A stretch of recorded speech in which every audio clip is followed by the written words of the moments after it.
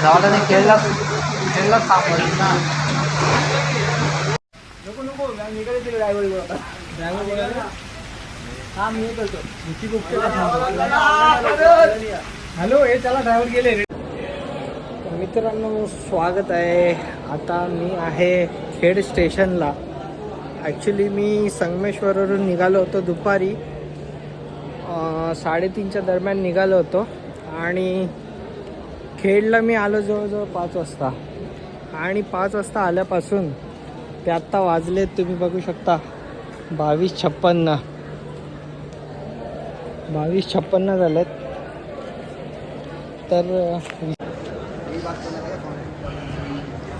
तर जवळजवळ 6 तास झाले आम्ही इथे या खेड स्थानकाच्या इथे अडकून पडलो आहोत. इथे मांडवी एक्सप्रेस आहे आणि जस्ट बाजूला हिच्या दिवा पॅसेंजरसुद्धा उभी करण्यात आली आहे. तर या सगळ्या ट्रेन इथे 5-6 तास झाले इथेच आहेत आणि पुढे जी दरड वगैरे कोसळली आहे त्याचे मी काही तुम्हाला फोटोज वगैरे शेअर करतो. बट लोकांना थोडं इथे खाण्यापिण्याची व्यवस्था करण्यात आली होती. स्टेशनच्या बाजूला थांबवल्यामुळे ते एक लोकांसाठी थोडंफार बरं झालं की खाण्यापिण्याची व्यवस्था झाली लोकांची. आणि बघू आता पुढे ट्रेन कधी चालू होते काय होते. ॲक्च्युली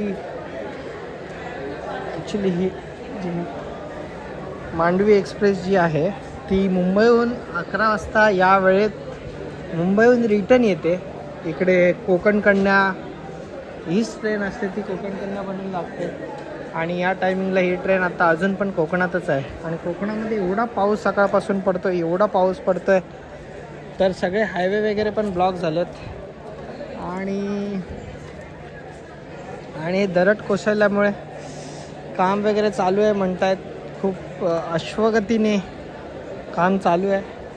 बट बघू आपली ट्रेन कधी चालू होते बघू. Let's see guys, I will update you.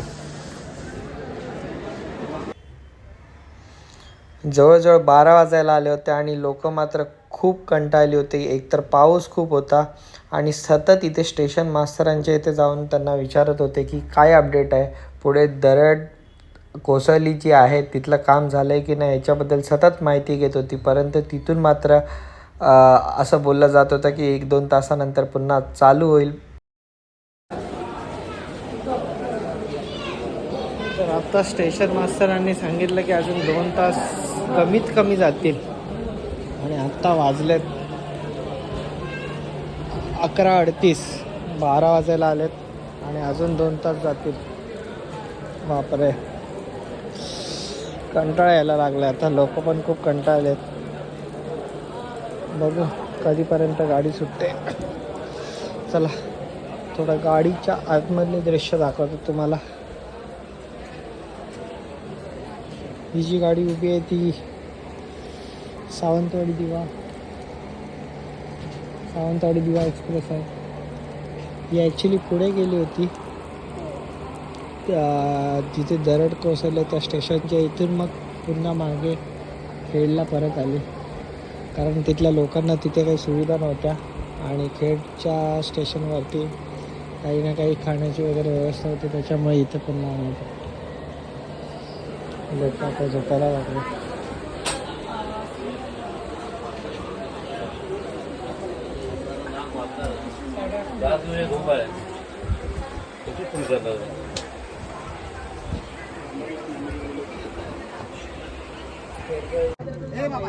त्यांना बोलून काय फायदाच नाही. जाऊन आतमध्ये बोला त्यांना बोलतो काय करणार आहे तुम्हाला.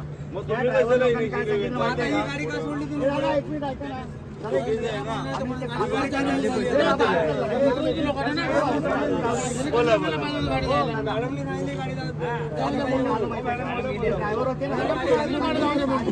तहसीलदार साहेबांनी सांगितलंय आणि म्हटलं ते म्हणजे आला म्हणजे तिकडे आलेत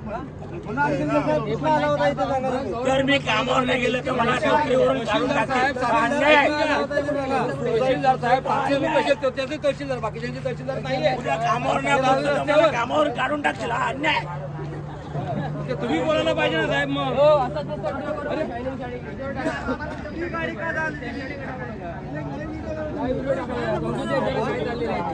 कायदा व्यवस्था म्हणजे त्याच्यावरती आम्ही दगड मारलो तर मग कायदा व्यवस्था आताची जी दृश्य तुम्ही बघितली ती खेडच्या स्थानकाबाहेरील दृश्य होती.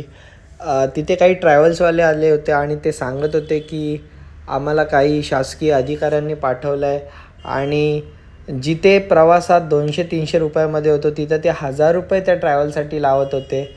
आणि ते बघून मात्र लोकांमध्ये खूप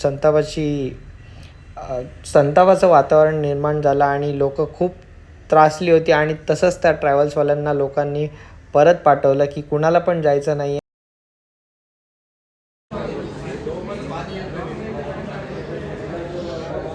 तर 3:30 वाजलेत आणि अजूनही गाडी सुटायचा काय पत्ता नाही. इथे आता अल्टरनेटिव्ह ऑप्शन्स पण नाही आहेत की पब्लिक जाऊ शकतात. आणि 2 गाड्या आहेत, मांडवी एक्सप्रेस आणि बाजूला सावंतवाडी दिवा.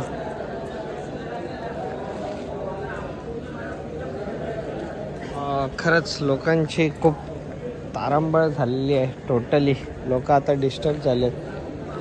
आणि काही 2 प्रायव्हेट गाड्या आल्या होत्या बट ते इथून जवळजवळ 600 रुपये चार्जेस करत होते, ते पण पनवेलला जाण्यासाठी. ते पण खूप जास्त आहे. पनवेलला इथून 400 रुपये म्हणजे खूप जास्त होतात. 300 रुपये वगैरे ठीक आहे. आणि ते पण तहसीलदारांचं नाव सांगून त्या ट्रॅव्हल आल्या होत्या. तर या लोकांनी एवढे डबल टिबल चार्जेस लावण्यापेक्षा लोकांना फ्रीमध्ये सोडायला पाहिजे होतं. आणि अजूनही 12 तास झाले ओलांडून गेले तरी पण अजूनही इथला कोणी प्रतिनिधी किंवा कोणी म्हणतात ना ते कोणी आलेलं नाही. बिकट परिस्थिती आहे कोकणाची. वोटिंग घ्यायला मात्र लोक घराघरामध्ये येतात पण अशा वेळेस कोणी मदतीला येत नाही. 12 तास झाले. Good morning everyone. बघता बघता सकाळ झाली. सकाळचे वाजले 6:19 आणि तरी पण ट्रेन जी आहे ती खेळलाच आहे. रात्रभर हे लोक सांगतात की 1-1.5 तासाने 2 तासाने चालू होईल, ट्रेन चालू होईल, पण अजूनही नाही झालं. तर होणारच नसेल तर त्याने सांगायला पाहिजे होतं की नाही होणार. आणि पाऊस पण रात्रभर पडतोय त्यामुळे लोक पण अडकून बसलेत. सगळीच लोक ट्रेनमध्येच थांबलेत अजून पण.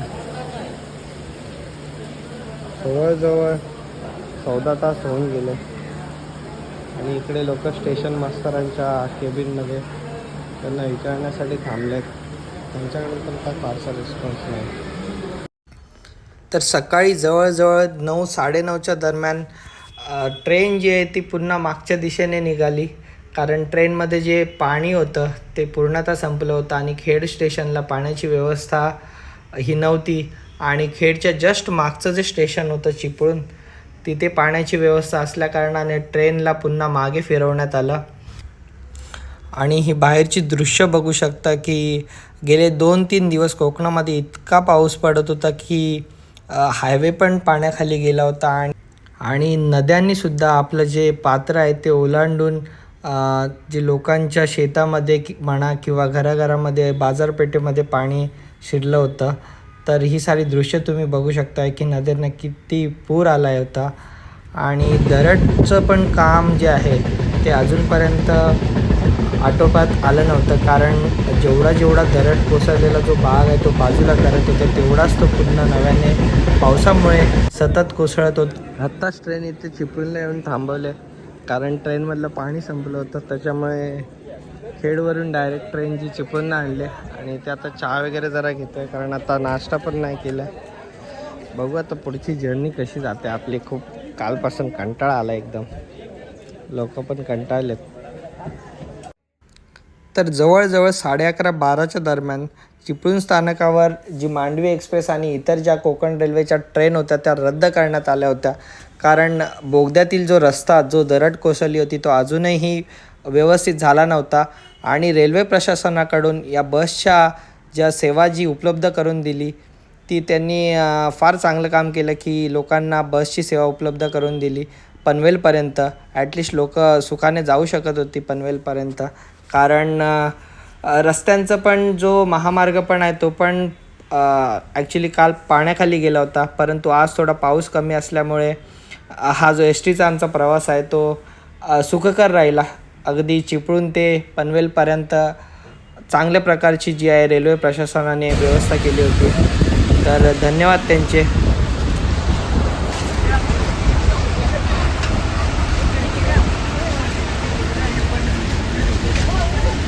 तर पनवेलपर्यंत बसचा प्रवास केल्याच्या नंतर लोकलमधून मग मी डायरेक्ट डोंबिवलीला पोचलो. आणि तर मित्र हो, जवळजवळ मी घरी पोचलो ते म्हणजे 8:30 वाजता. 8-8:30च्या दरम्यान मी घरी पोचलो. थोडा फ्रेश झालो, कारण घरून मी निघालो होतो काल दुपारी 1-1:30च्या दरम्यान निघालो होतो आणि 3-3:30 वाजता मी ट्रेन पकडली होती. आणि जवळजवळ 5 वाजल्यापासून, संध्याकाळी 5 वाजल्यापासून ते सकाळी 12 वाजेपर्यंत ट्रेनमध्येच होतो. अक्षरशः कंटाळलो होतो. बट हा माझा सेकंड असा जो होता प्रवास की कोकण रेल्वेतून अशा पद्धतीने 1 दिवसाच्या वरचा प्रवास झाला. जो 6-7 तासांचा प्रवास होता तो 30-35 ते 36 तासांपर्यंत गेला. असंच एकदा मी मागच्या वर्षी पण पावसामध्ये मी अडकलो होतो पनवेलजवळ. तिथे रुळावरती जी मालगाडी घसरली होती त्याचा पण ब्लॉग मी तयार केला होता. तुम्ही व्हिडिओमध्ये बघू शकता, अकाउंटमध्ये जाऊन त्याचाही व्हिडिओ तुम्ही बघू शकता. आणि आता मस्तपैकी जेवण वगैरे, आता खूप कंटाळलो आहे त्याच्यामुळे झोपायला जातो. पण मित्र, अशा वेळेस थोडे पेशन्स ठेवायचे असतात. एकदम असं गडबडून न जाता थोडा रिलॅक्स होऊन पेशन्स ठेवून परिस्थिती आहे ती जाऊ द्यायची असते. कारण जर आपण गडबड गोंधळ केला तर आपल्यालाच त्याचा त्रास होतो. त्याच्यामुळे अशा परिस्थितीमध्ये थोडं रिलॅक्स होऊन जो काही निर्णय आहे तो घ्यायचा असतो. कारण बाहेरसुद्धा पाऊस वगैरे होता, तर हायवेने जाणंसुद्धा तेवढंच रिस्की होतं. त्याच्यामुळे थोडं पेशन्स, आजूबाजूची माहिती घेऊन मगच जात जा. कारण पाऊस वगैरे जो कोकणात येतो तो भयंकर येतो आणि आपल्याला माहीत नसतं कुठे काय असेल किंवा रस्ते कसे असतील. सो बेटर की थोडी माहिती वगैरे घेऊन जात जा आणि प्रवास सुखकर करत जा, काळजीपूर्वक करत जा, हेच सांगतो. आणि हा व्लॉग इथेच संपवतो मित्रांनो. Thank you so much for watching this vlog till here. आवडला असेल तर लाईक करा, शेअर करा, सबस्क्राईब करा. Bye bye.